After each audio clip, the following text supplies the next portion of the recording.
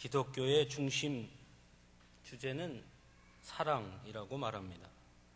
하지만 기독교의 사랑은 감정적 사랑을 의미하는 것은 분명 아닙니다. 오히려 기독교에서 말하는 사랑은 완전한 실천적 사랑이고 또 그 사랑은 용서라는 것을 통해 완성되는 사랑입니다. 우리가 잘 아는 대로 하나님은 인간을 사랑하십니다. 하지만 인간은 하나님의 사랑을 깨닫지 못했고 오히려 하나님의 곁을 떠나는 우를 범합니다. 그래서 하나님은 자신의 독생자 예수 그리스도를 화목제물로 보내셨고 십자가의 죽으심으로 인간의 모든 죄를 사해 주십니다. 하나님의 사랑을 다시 한번 확인시켜 주신 것입니다. 즉 예수 그리스도의 오심과 죽으심 그리고 부활은 인간을 사랑하시는 하나님의 사랑을 용서로 완성시킨 사건이라 할 수 있습니다. 하지만 그런 사랑을 받았음에도 불구하고 여전히 우리의 삶 속에서 가장 어려운 것 중에 하나가 용서가 아닌가 싶습니다. 다른 사람을 사랑으로 용서한다는 것을 실천하는 것은 생각보다도 훨씬 더 어렵다는 것을 일상의 삶에서 우리는 수없이 경험하게 됩니다. 차라리 그저 사랑하는 것은 좀 더 쉬운 것 같습니다. 나의 가족을 사랑하고 나의 친구를 사랑하고 나와 관계가 비교적 좋은 사람들을 사랑하는 것은 그렇게 어려운 일은 아닙니다. 물론 그 사랑이 어떤 사랑이냐라고 묻는다면 조금 복잡해질 수도 있겠으나 그러나 나와 관계가 좋은 사람들과 서로 사랑하는 것은 용서에 비하면 어찌 보면 너무 쉬운 일이라 할 수 있습니다. 그러나 용서는 좀 다릅니다. 물론 나의 가족의 작은 실수를 용서하는 것, 나의 친구의 작은 실수를 용서하는 것 등은 또 다른 문제이겠지만 살면서 절대 용서할 수 없는 것 같은 그런 사람을 용서하며 산다는 것은 결코 쉬운 일이 아닙니다. 오늘 우리가 함께 살펴본 창세기 말씀이나 마태복음 본문의 중심 주제 역시 용서에 관한 이야기입니다. 먼저 창세기에 등장하는 요셉의 경우를 한번 생각해 봅시다. 과연 요셉은 형제들을 용서하는 것이 쉬웠겠는가 생각해 봅니다. 그래도 형제들이니 용서할 수 있지 않았을까 하는 생각을 가질 수도 있습니다. 하지만 요셉에게 행한 형제들의 행동은 형제들이니까 하고 쉽게 이해하고 용서해 줄 수 있는 일은 아니었습니다. 그것은 단순한 실수도 아니었고 이해할 수 있을 만큼의 작은 잘못도 아니었습니다. 창세기 37장 18절에 보면 형제들은 요셉에 오는 것을 보고 요셉을 죽이기를 꾀했다고 기록하고 있습니다. 즉 우발적인 사건이 아니었다는 것입니다. 그래서 물도 없는 구덩이에 요셉을 던져버립니다. 그러다가 애굽의 노예 상인에게 요셉을 팔아 넘긴 것입니다. 더군다나 형제들은 아버지에게 요셉이 죽었다고 거짓말까지 합니다. 그러므로 그런 형제들을 용서한 것을 형제들이니까 용서할 수 있지라는 말로 쉽게 치부할 수는 없을 것입니다. 마태복음의 본문에 등장하는 빚진 자를 탕감해 준 것 역시 마찬가지입니다. 본문에는 그가 10,000달란트를 빚졌다라고 말합니다. 여기서 10,000달란트란 실제적인 정말 1달란트, 2달란트, 3달란트에서 10,000달란트를 의미하는 것이 아닙니다. 이때 당시에 한 사람이 10,000달란트를 소유한다는 것은 거의 불가능한 일입니다. 즉 그만큼 아주 많은, 아주 큰, 셀 수 없을 만큼 많은, 감당하기 어려울 만큼 많은 그 빚을 지었음을 의미하는 것입니다. 그런데 그 많은 것을 탕감해 줍니다. 물론 그 앞에도 그야 임금이니까 그 정도쯤이야 탕감해 줄 수 있지 라고 생각할 수 있을지 모르겠습니다만은 본문은 그것을 의미하는 것이 아니라 쉽사리 탕감해 줄 수 없을 만큼 어마어마한 것을 탕감해 주었다라는 것을 강조하고 있는 것입니다. 그럼에도 불구하고 우리가 아는 대로 요셉과 또 본문에 나오는 임금은 그 모든 것을 용서해 줍니다. 어떻게 그럴 수 있을까요? 성경은 그 이유에 관해서 그들이 도덕군자이거나 또는 그들의 상황이 그 정도는 충분히 용서해줘도 될 만한 위치나 상황 또는 이미 지나간 일이니까 하고 여겨서 용서할 수 있는 가능한 일이다 라고 말할 수 있는 그 모든 여지를 완전히 차단하고 있습니다. 오히려 성경은 요셉과 마태복음의 본문에 이 빚진 자를 탕감해 준 이야기가 가르쳐주고 있는 것은 결코 용서할 수 없는 상황 가운데서 용서했음을 강조하고 있습니다. 아버지 야곱이 죽자 요셉의 형들은 아버지 야곱의 이름을 팔아 자신들을 용서해 줄 것을 요셉에게 구하고 있습니다.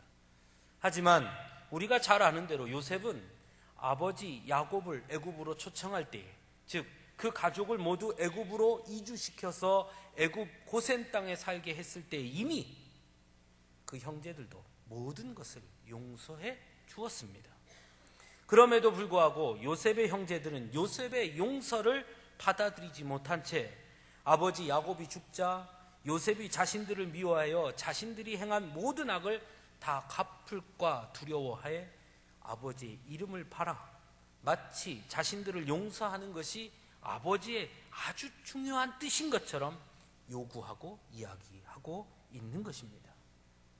정말 그들이 자신들의 잘못을 인정하고 그래서 진정한 용서를 구해서 엎드리는 것이었다라면 아버지의 이름을 팔 이유가 없는 것입니다. 그런데 그들은 아버지의 명령이라고 말하며 뻔뻔하게 용서를 구하고 있습니다. 과연 이런 형제들을 요셉이 더 나은 자리에 있으니까 또는 지나간 일이니까 또 많은 것을 소유했기 때문에 용서할 수 있었느냐? 그렇지 않다는 것입니다. 여러분은 어떻겠습니까? 용서할 수 있겠습니까? 임금에게 10,000달란트 빚진 자 역시 마찬가지입니다. 임금은 그 종에게 그 몸과 아내와 자식들과 모든 소유를 다 팔아 갚을 것을 명합니다. 하지만 빚진 자는 그 어떠한 노력도 기울이지 않습니다. 그저 그 앞에 엎드려 그저 참으소서 다 갚으리이다 라는 말만 하고 있습니다. 갚기 위한 어떠한 노력도 기울이지 않은 채 그렇게 말하고 있는 겁니다. 참 뻔뻔한 사람입니다. 정말 갚을 생각이 있었는지 의심스러운 상황입니다. 정말 갚을 생각이 있었다면 자기 소유를 팔아서 갚고 또 그 다음에 어떤 노력을 기울이면서 기다려 주십시오. 열심히 갚고 있습니다. 하는 것이 맞았을 것입니다. 그런데 그는 아무런 노력도 기울이지 않습니다. 그런데 과연 이런 사람을 쉽게 용서할 수 있겠습니까? 임금이니까 많은 것을 소유했으니 그깟 10,000달란트 없어도 그만이니까 하고 용서할 수 있을까요? 결코 쉽지 않은 일일 것입니다. 그럼에도 불구하고 요셉과 임금은 자신들 앞에 엎드린 그들을 용서해 줍니다. 성경은 그들이 용서할 수 있었던 이유에 관해 아주 분명하게 증거하고 있습니다. 먼저 마태복음 18장 27절을 보시기 바랍니다. 그 종의 주인이 불쌍히 여겨 놓아보내며 그 빚을 탕감하여 주었다라고 증거하고 있습니다. 다른 이유가 없습니다. 어떻게 그를 탕감해 주었고 용서해 주었느냐? 단 하나, 그를 불쌍히 여겼다는 것입니다. 그 불쌍히 여겼다는 것이 도대체 어떤 마음이기에 그 많은 것을 탕감해 줄 수 있을까요? 아마 세상에서는 거의 불가능한 일일 것입니다. 하지만 10,000달란트 빚진 자의 자와 임금의 이야기는 예수님께서 하신 비유의 말씀입니다. 여기서 말하는 임금은 곧 하나님을 비유하고 있는 것이고 10,000달란트 빚진 자는 곧 우리들을 비유하는 것입니다. 그러니까 하나님께서 인간을 용서해 주신 것에 관한 말씀을 하고 있습니다. 하나님께서 어떻게 인간을 용서하게 되었는가? 그 이유는 불쌍히 여겼기 때문이다 말씀하고 있습니다. 오늘 본문에서 불쌍히 여기다라는 이 단어는 예수님께서 공생의 기간 동안 병든 자들을 바라보실 때, 또는 오병이어의 기적을 베푸시기 전 배고파하는 무리들을 보실 때에 썼던 민망히 여겼다, 또는 불쌍히 여겼다, 가엾게 여겼다 라는 단어와 같은 단어입니다. 즉 단순히 불쌍히 여겼다라는 말이 아니라, 인간적인 치근함을 나타내는 말이 아니라 하나님의 긍휼하심, 하나님의 끝없는 사랑, 자기 목숨까지도 내어주는 그 사랑을 의미하는 단어라 할 수 있습니다. 그 마음, 그 사랑, 그 긍휼하심으로 임금이 10,000달란트 빚진 자를 용서해 준 것입니다. 요셉의 경우는 어떠합니까? 창세기 50장 19절 이하에서 요셉은 내가 하나님을 대신하리이까 라고 말합니다. 요셉이 자신의 형제들을 용서하는 문제에 하나님을 대신할 수 없다고 말하고 있는 것입니다. 20절에서는 당신들은 나를 해하려 하였으나 하나님은 그것을 선으로 바꾸사 오늘과 같이 많은 백성의 생명을 구원하게 하시려 하셨습니다 라고 이야기합니다. 분명 요셉과 요셉의 형제들의 문제는 개인적인 문제입니다. 형제들이 요셉을 팔아넘긴 지극히 개인적인 사건입니다. 하지만 요셉은 자신의 개인의 문제 앞에 하나님의 뜻, 하나님의 행하심, 하나님의 인도하심, 전적인 하나님에 대한 신뢰를 가지고 자신의 문제를 바라보고 있는 것입니다.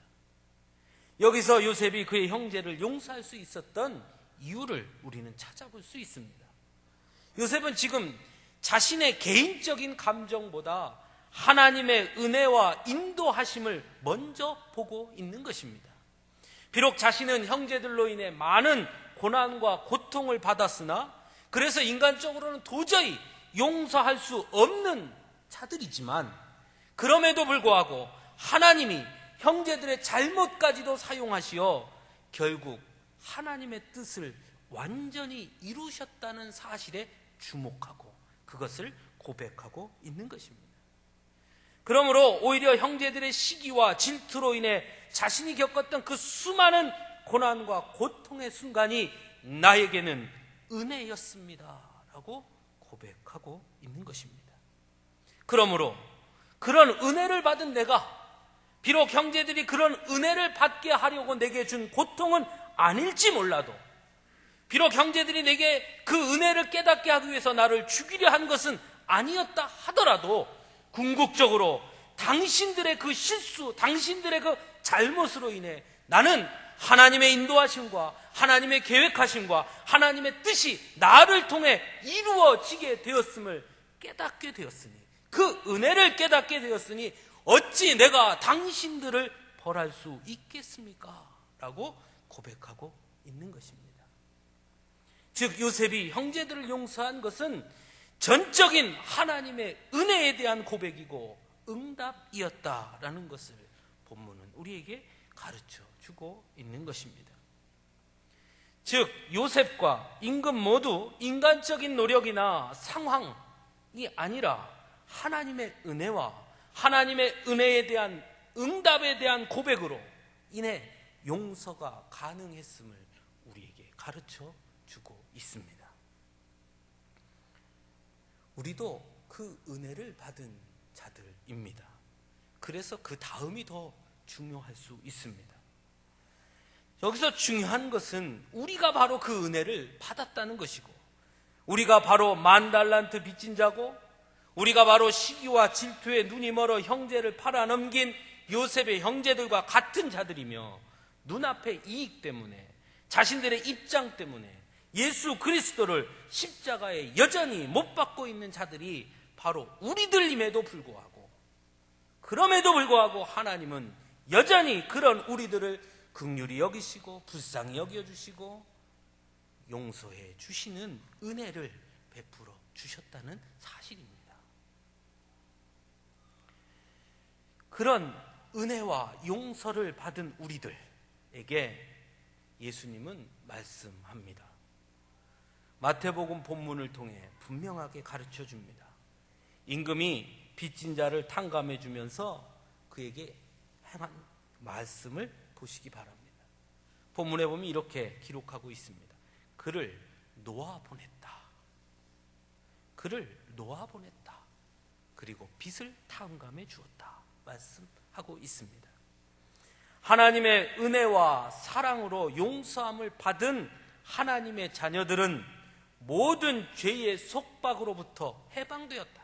놓아지게 되었다라는 것과 그 은혜를 깨닫고 감사하며 그 은혜에 합당한 삶을 살도록 보냄을 받았다라는 것을 말씀하고 있는 것입니다. 그러므로 그 보냄을 받은 자의 삶은 매우 중요한 것입니다. 하지만 마태복음에 나타난 10,000달란트 빚졌다가 탕감받은 자의 모습을 보시기 바랍니다. 그는 자기에게 100데나리온 빚진 동료를 붙잡아 목을 잡고 빚을 갚을 것을 종용합니다. 그리고는 감옥에 가두어 버립니다. 자신에게 임한 은혜에 응답하지 못한 것입니다. 자신이 받은 은혜가 자신이 탕감받은 것이 얼마나 큰 것인지 몰랐습니다. 자신에게 은혜를 준 것이 곧 그 은혜를 받은 자로 보냄을 받았다는 사실을 그는 깨닫지 못했습니다. 요셉의 형제들은 어떻습니까? 요셉은 이미 그들을 용서해서 애굽으로 이주하도록 하고 받아들여 줬습니다. 하지만 그들은 자신들이 용서받았다는 사실을 깨닫지 못합니다. 용서의 은혜를 입었다는 것을 깨닫지 못한 것입니다. 그래서 아버지 야곱이 죽자 요셉에게 다시 와서 마치 아버지의 명령인 것처럼 용서해달라고 다시 용서를 요구하고 있는 것입니다. 즉 요셉의 형제들은 노임을 받았다는 사실을 깨닫지 못한 자들이고, 마태복음에 나타난 10,000달란트 빚진 자는, 빚졌다가 탕감받은 자는 보냄을 받았다는 사실을 잃어버린 자들입니다. 그들은 모두 다 하나님의 은혜의 축복을 누리지 못했습니다. 이것은 오늘을 사는 우리들에게도 매우 중요한 말씀입니다. 분명 우리는 하나님의 은혜를 입은 자들입니다. 죽을 수밖에 없는 우리를 하나님은 10,000달란트 빚진 자를 불쌍히 여긴 같이 불쌍히 여기사 우리의 죄를 모두 탕감해 주셨습니다. 용서할 수 없을 것 같은 형제들을 받아들여서 애굽의 고센 땅에 살도록 한 것처럼 우리 역시 모두 하나님의 자녀로 하나님의 권세와 은혜와 축복을 누리며 살 수 있는 자리로 우리를 인도해 주신 것입니다. 그러므로 우리는 더 이상 죄의 종이 아니고 의의 종이며 의로운 자라 여김을 받은 자들이라는 사실을 분명하게 깨달아야 합니다. 그런데 그것을 깨닫지 못합니다. 제일 안타까운 것 중에 하나가 믿음의 자신감이 없다는 거예요. 오늘날 한국교회 성도들이 제일 잘못된 것 중에 하나가 믿음의 자신감이 없다는 것입니다. 내가 하나님의 자녀라는 그 자신감이 없습니다. 그것이 얼마나 큰 특권인지를 모릅니다. 하나님께서 내 죄를 용서해 주셨다는 그것이 얼마나 큰 은혜를 입은 것인지 그걸 깨닫지 못합니다. 여러분, 겸손과 자신감의 결혼은 다른 것입니다. 할 수 있음에도 불구하고 남을 세우기 위해서 하는 것이 겸손입니다. 그런데 그게 아니라 아이고 제가 어떻게 합니까? 저 같은 사람이 어떻게 합니까? 자신감이 없는 거예요.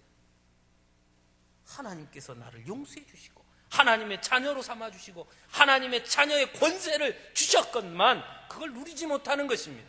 요셉의 형제들과 똑같은 것입니다.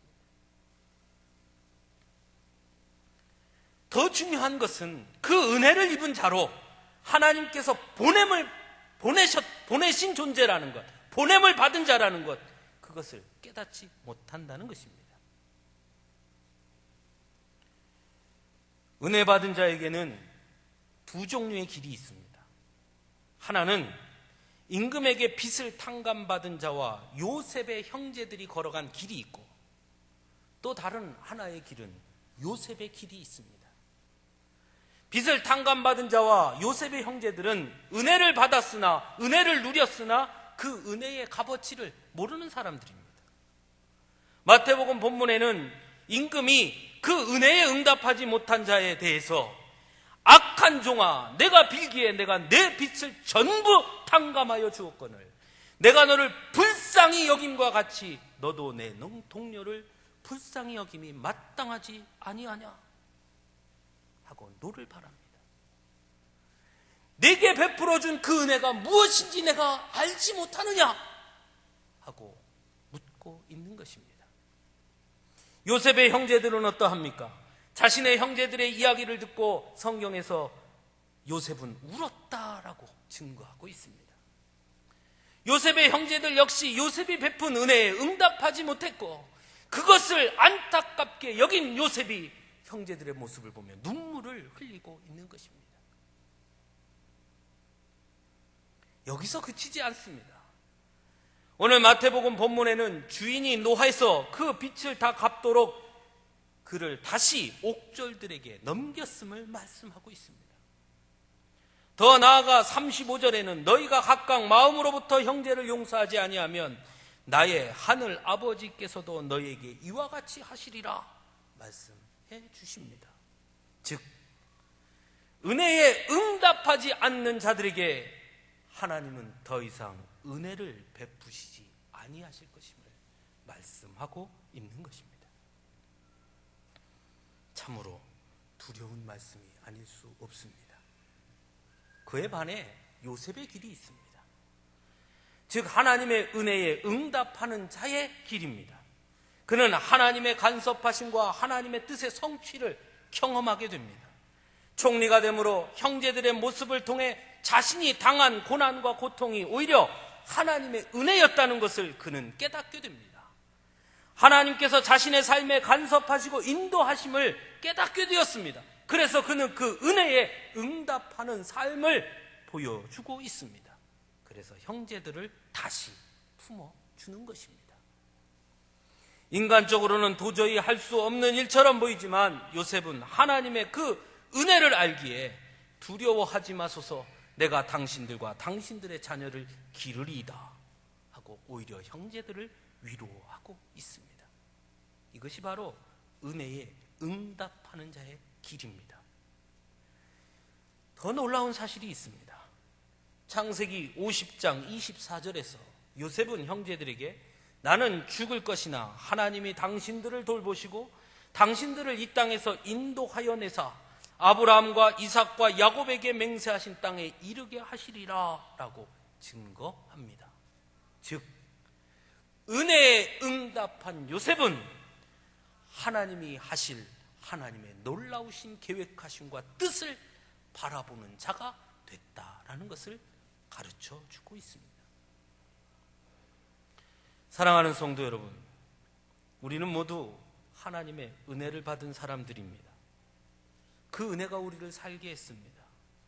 그 용서가 우리를 누르고 있던 죄의 무게로부터 우리를 놓이게 했고 사망으로부터 자유케 했으며 이제 그 은혜에 응답하는 삶을 살도록 보냄받았다는 사실을 우리는 기억해야 합니다.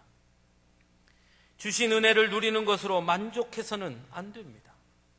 그 은혜를 주신 것은 그 은혜에 응답하며 살라고 주신 것임을 기억해야 합니다. 사랑하는 성도 여러분, 은혜에 응답하는 삶이 무엇입니까? 용서하는 삶입니다. 나의 죄를 용서하신 하나님의 은혜에 응답하는 것이 곧 나에게 잘못한 우리의 이웃들을 용서하는 것으로 나타나야 하는 것입니다. 물론 우리의 노력이나 우리의 힘으로는 어렵다는 것 잘 알고 있습니다. 저는 오늘 아침에도 화가 막 이렇게 솟아오르는 거를 꾹꾹 찍어 누르면서 예배 자리에 왔습니다. 제가 뭐 때문에 화가 났을 것 같습니까? 다른 거 아니고요. 교회 주차장에 돼 있는 차 한 대 때문에 화가 이렇게 올라왔어요. 저 차 한 대가 우리 교회 다니는 성도님 차도 아니고 도대체 누구 차인지 모르겠는데 벌써 몇 주째 차 좀 빼주세요. 전화하면 네, 대답만 하고 빼지도 않고. 그 다음 주일에 또 대고 있고. 오늘도 보니까 또 돼 있어요. 저만 전화한 거 아니고 다른 집사님도 전화를 했다는 거예요. 이제 전화도 안 받는다는 거예요. 막 화가 막 이렇게 끓어오릅니다. 더 화가 나는 거는 차를 대도록 해줬으면 고마워해야 되는데 말이죠. 이 사람들이 차만 대는 게 아니라 쓰레기는 대라고 하지 않았거든요. 그런데 우리 교회 주차장에다 쓰레기까지 주차를 해놓고 다닙니다. 막 화가 납니다. 저거는 앞을 확 잠궈버려서 차를 절대 못 대게 해버릴까. 아니면 오늘 밤에 갈 때 앞에를 확 채워가지고 열쇠를 확 채워가지고 내일 아침에 출근할 때 차 못 빼게 할까? 나도 전화 딱 꺼놓고 막 그 생각이 막 화가 막 한두 번도 아니고 말이야. 저런 사람 말이야. 우리가 이렇게 사랑으로 베풀면 감사할 줄 알아야지. 그러지 못하고 어떤 경우에는요, 제가 교회 차를 댈 데가 없어요. 우리 교회 차를 댈 데가 없어요. 다 차가 돼 있어서. 그럴 때는 내가 이게 뭐 하는 것인지, 이게 옳은 건지, 바보 같은 짓 아닌지. 어떤 경우엔 차 빼주라 그러면 막 욕을 합니다. 당신이 뭔데 차 빼라는 거요? 예, 저는 여기 교회 목사인데요. 여기 주차장이 우리 교회 주차장이거든요. 좀 차를 빼주셔야 되겠습니다. 아니 지금은 바쁜데 어떻게 뺍니까? 하고 큰 소리 칩니다. 그러면 전화인 제가 아이고 죄송합니다. 그러면 시간 날 때 좀 빼주세요 하고 끊습니다. 끊고 나서 곰곰이 생각하면 뭐가 바뀐 것 같은데 화가 납니다.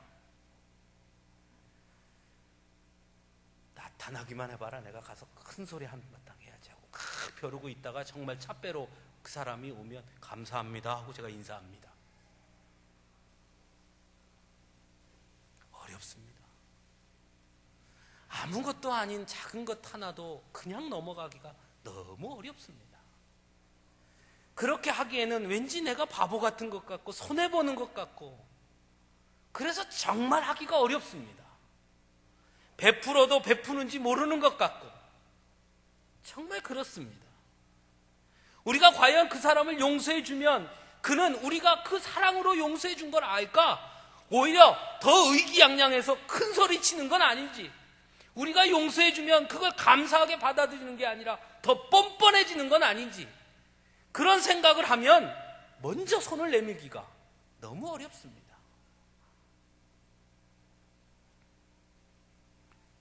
오늘도 올라오면서 막 화가 막 이렇게 올라오는데요. 앞에 앉아가지고 주님, 나 예배 드려야 되는데 이런 마음으로 내가 예배를 드려야 됩니까?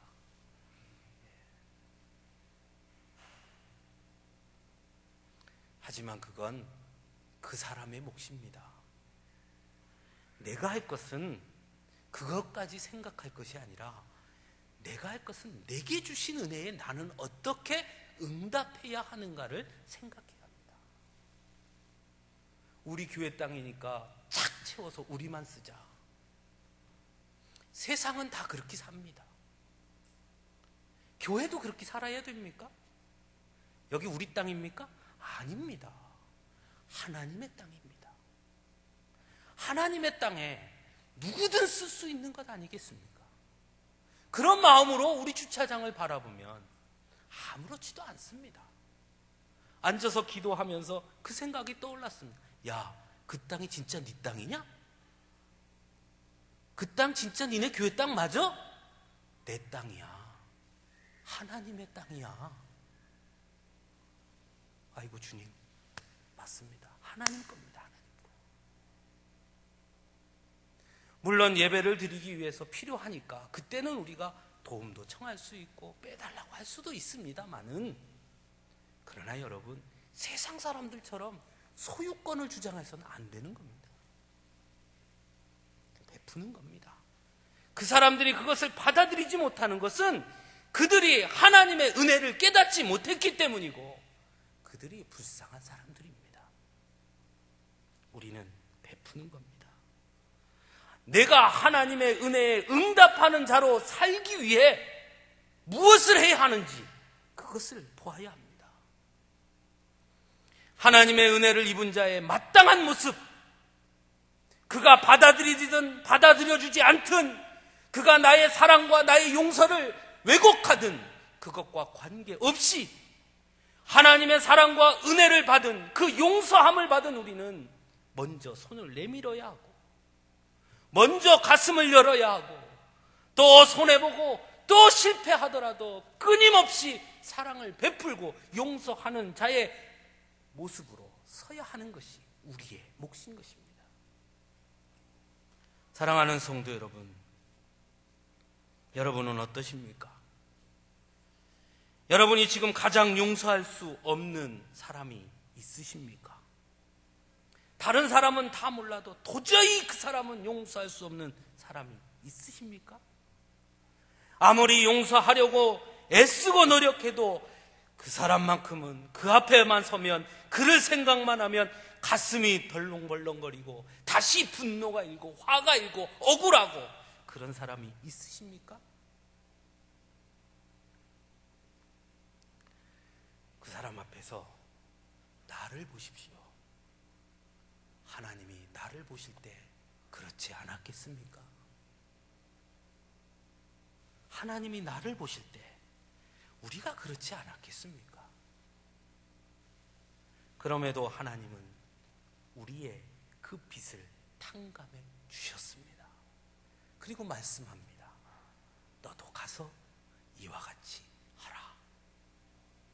사랑하는 성도 여러분, 먼저 손을 내미시기 바랍니다. 오늘 주신 말씀을 깊이 묵상하고 먼저 손을 내밀어 보시기 바랍니다. 용서의 손길을 내밀 수 있기를 원합니다. 용서하는 자의 자리에 우리가 설 수 있기를 원합니다. 우리의 이웃들을 용서하고, 우리를 괴롭힌 자들, 우리를 어렵게 한 자들, 우리를 아프게 한 자들, 그들을 가슴에 품고 용서하며 기도하는 그런 우리 모두가 될 수 있기를 간절히 바랍니다. 기도하겠습니다.